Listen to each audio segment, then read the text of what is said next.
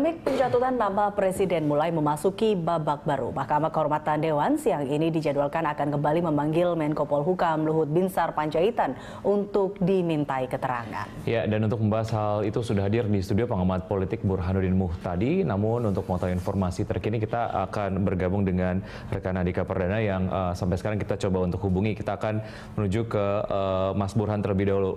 Mas Burhan, ya. Bicara soal Luhut Panjaitan ini dipastikan akan datang hari ini. Bicara soal ekspektasinya sebetulnya apa yang nantinya akan disampaikan oleh Luhut, walaupun mungkin beberapa kesimpulan kemudian muncul karena ini sidangnya akan berlangsung normatif saja gitu. Senormatif-normatifnya nantinya akan apa yang disampaikan oleh Luhut? Ya, sepertinya tidak akan berbeda jauh dari apa yang disampaikan oleh Pak Luhut dalam press conference kemarin. Jadi Pak Luhut akan menjadikan ini sebagai panggung untuk menjelaskan bahwa posisi beliau dalam konteks isu perpanjangan kontrak karya Freeport itu seperti memo yang dia kirimkan kepada Presiden, yaitu tidak membahas masalah diperpanjang tidaknya isu Freeport sampai 2 tahun sebelum kontrak karya habis tahun 2021. Itu kira-kira hal yang ingin disampaikan oleh Pak Luhut dan kemungkinan itu yang ingin ditekankan.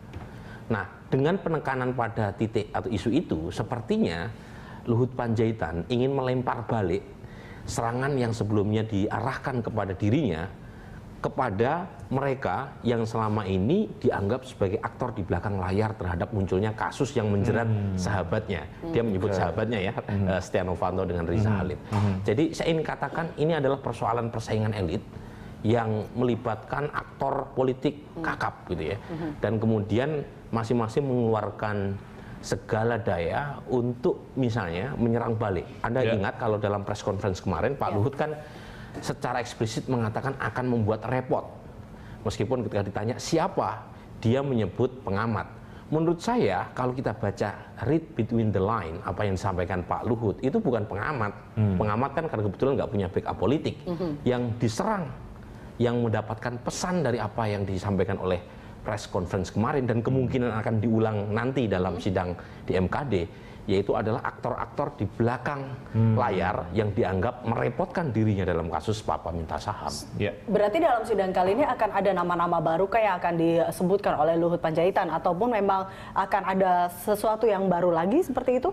Tergantung bagaimana anggota MKD memberikan umpan lambung kepada Luhut Panjaitan. Kalau melihat kemesraan antara trio Golkar dengan Pak Luhut Panjaitan dalam press conference kemarin, kemungkinan umpan lambung itu diberikan sangat besar terjadi. Nah, Mas Burhan, kita lihat memang kemarin terkait dengan press conference yang dilakukan Pak Luhut Binsar Panjaitan. Ini apa yang memang kalau kita lihat apa sebenarnya alasan yang dilakukan, yang ingin dilakukan oleh Pak Luhut sebelumnya? Karena ada press conference sebelum sidang. Betul. Jika memang hasilnya memang yang sama, terus itu yang saya heran ya. Pertama, mengapa Pak Luhut harus mengundang anggota MKD? Kalau kita baca peraturan nomor 1 tahun 2015 pasal 11 tentang kode etik clear di situ. Jadi nggak boleh MKD menemui teradu maupun yang diadukan maupun pengadu maupun saksi. Nah, Pak Luhut kan dipanggil dalam sidang MKD sebagai saksi.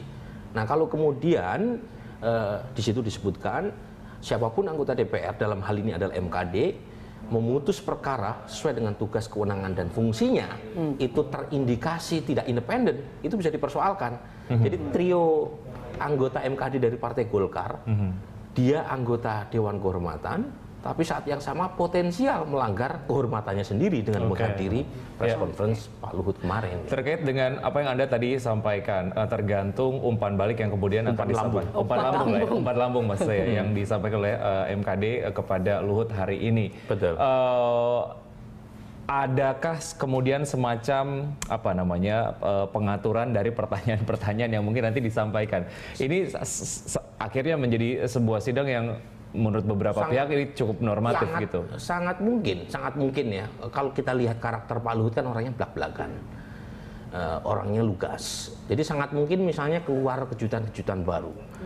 Sangat mungkin misalnya kalau kita lihat sejauh mana sidang MKD berjalan, ini kan seperti proksi bagi pertarungan antar elit.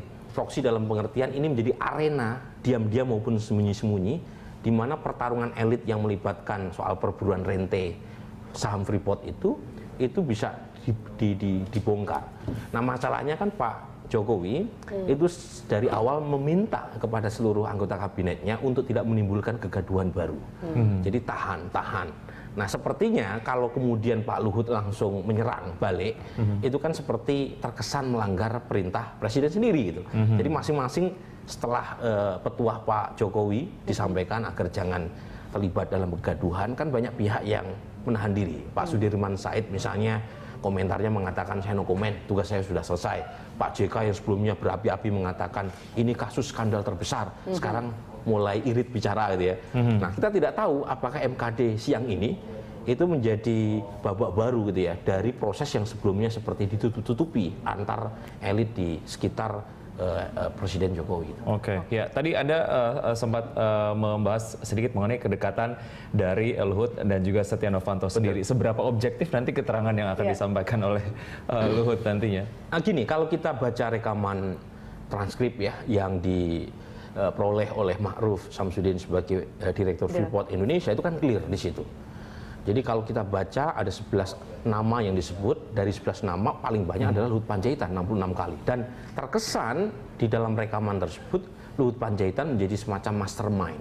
Jadi dia menjadi patron dari Setia Novanto dengan Riza. Itu kesan yang semua orang punya kurang lebih kesimpulan persepsi yang sama.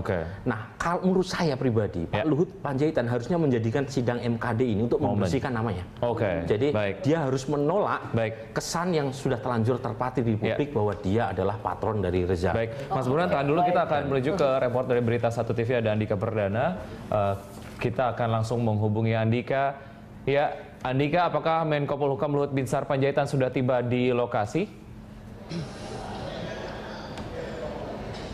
Menko Polhukam Luhut Panjaitan belum tiba di gedung DPR ataupun di depan ruang MKD DPR, di mana agenda terhadap Luhut dijadwalkan pada jam 13.00 WIB. Namun sudah bersiap-siap rekan media di sini karena tadi juga ada informasi dari protokoler di Kementerian Polhukam bahwa tidak lama lagi Luhut Panjaitan akan tiba di sini, dan sedikit kami akan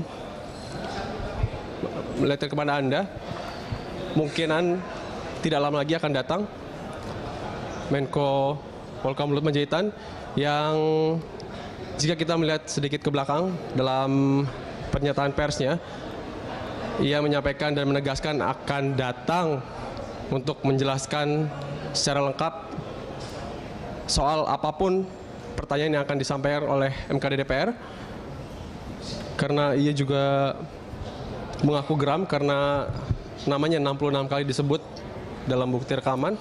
Dan dari salah satu anggota MKD, Akbar Faisal, menyampaikan bahwa keterangan dari Luhut Panjaitan ini diperlukan juga untuk memperjelas. Dan kita ke anggota MKD lainnya. Tadi Sarifudin Suding menyampaikan meragukan, dan ia menyampaikan tidak ada urgensi yang penting dengan menghadirkan Luhut Panjaitan dalam sidang MKD pada hari ini, di mana ia menyampaikan dan menilai tidak perlu datang karena Luhut tidak hadir dalam pertemuan dalam rekaman bukti suara itu. Namun ia menyampaikan perlu juga diperdengarkan keterangan untuk memperkaya informasi soal dugaan adanya permintaan salam dalam pertemuan itu. Wiki. Ya, Andika, saat ini berkembang wacana Riza Khalid akan dijemput secara paksa. Bisa Anda sampaikan informasi selengkapnya terkait hal tersebut?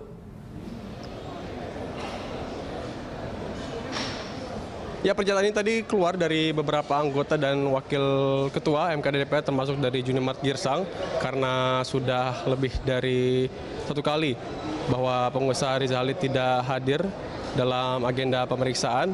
Maka rencana pemanggilan paksa ini tadi disampaikan salah satunya oleh Junimart Girsang, yang juga merupakan politikus dari PDI Perjuangan. Ia menyampaikan ingin sekali menjemput paksa Riza Khalid yang dalam bukti rekaman dinilai memiliki peran dominan dan besar dalam pembicaraan tersebut, yang juga dihadiri oleh Ketua DPR Setia Novanto. Ia menyampaikan ini masih memerlukan pekerjaan yang tidak sedikit, karena jika kita melihat dari keterangan Kapolri Badrodin Haiti pada hari ini.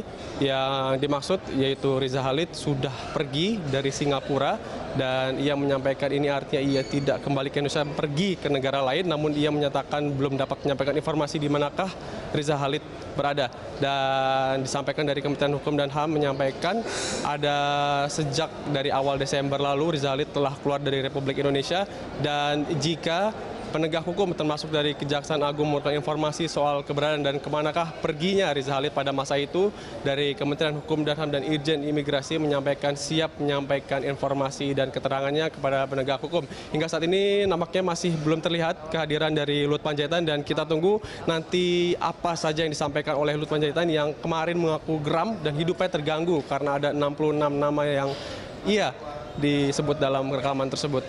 Wiki. Ya. Terkait dari anggota MKD sendiri, apakah sekarang kemudian sudah berada di lokasi, Andika? Ya, tadi juga dilakukan rapat internal di sini, dan kami tim Berita Satu TV juga berbincang dengan Wakil Ketua MKD Junimart Girsang. Ia berulang kali menyampaikan ingin menjemput paksa Riza Khalid karena keterangannya sangat dibutuhkan oleh MKD DPR untuk memberikan informasi dan melakukan klarifikasi terkait dengan pertemuan yang digelar pada sekitar 6 bulan lalu pada bulan Juni. Dan tadi kami sempat mewawancarai Junimart Girsang, dan berikut adalah petikan wawancara Berita Satu dengan Junimart Girsang. Gimana akan ada pemanggilan pasal? Nanti akan kami rapatkan dalam rapat internal setelah sidangnya Pak Luhut. Ya? Pak. Terus apakah diberikan penjelasan Pak soal ketidakhadiran hari ini? Sama sekali tidak ada konfirmasi, tidak ada penjelasan, dan saya sudah sampaikan dalam sidang terbuka tadi, kita sudah memberikan spare waktu setengah jam plus 15 menit, ya, tapi beliau juga tidak memberikan tanggapan atau jawaban. Ya, kita tutup persidangan, ya, sambil menunggu nanti kita rapat internal. Apakah kita melanjutkan pemanggilan beliau atau bagaimana? Ini tergantung pada rapat internal forum nanti. Apakah itu opsi Pak melanjutkan dan memutuskan tanpa Riza Khalid hadir sebagai saksi? Saya pikir tentu ini kembali kepada rapat internal. Ya, kalau saya ditanya harus hadir. Posisi MKD tahu nggak posisi saat ini Riza Khalid kemarin, Bapak? Ada bocoran dari pihak kepolisian? Bocoran apa? Posisi dari Riza Khalid. Oh, kami tidak mau tahu mengenai itu. Kami memanggil sesuai dengan alamatnya dan sudah dikirim. Kan itu polisi Bang, bahwa posisi Riza. Oh, tidak. Kenapa nggak segetol awal begitu Pak untuk menuntaskan ini gitu loh, Riza diperiksa secara total? Karena saya dari awal mengatakan Riza diperiksa. Coba cek rekaman saudara. Ya, saya dari awal minta Riza diperiksa karena dia yang paling tahu anatomi pertemuan itu, dan dia paling dominan dalam bicara. Betul. Ya. Artinya MKD akan terus mengejar ini begitu. Ya, kalau saya meminta tetap harus dipanggil paksa. Kalau saya. Ya, Andika, di layar monitor saat ini Menko Polhukam Luhut Binsar Panjaitan sudah ada di lokasi. Kita akan menuju ke sana.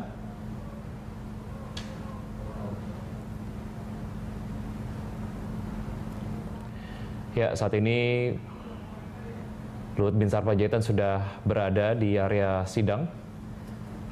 Dan memang dijadwalkan adalah pada pukul 1 siang ini Luhut Binsar Panjaitan akan diminta keterangannya terkait dengan kasus Papa minta saham.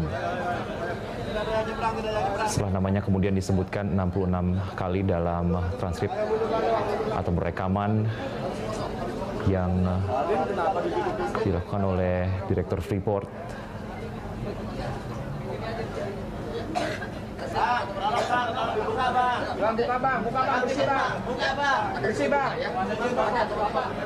Bersih bang, depan bang. Agak berkepentingan mundur bang.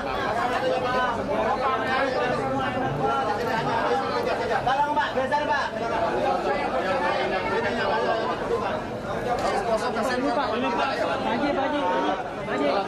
Udah ada pembatas, tolong ada pembatas, tolong. Bisa nampaknya masih kemudian akan dilakukan persiapan untuk menuju sidang pada siang hari ini, dan tentu saja nanti akan ada laporan langsung kembali dari rekan Andika Perdana di lokasi. Ya, baik, kita akan kemudian akan lanjutkan perbincangan terkait dengan sidang ya. Kita akan melihat jalannya sidang. Betul. Nah, ini apakah sidang akan berjalan terbuka dan tertutup? Ini nanti akan kita saksikan bersama ya, Mas Burhan. Dan pemirsa, sampai di sini kebersamaan kita dalam Lunch Talk. Saya Eliza Hasan. Saya Vicky Adrian, terima kasih, sampai jumpa.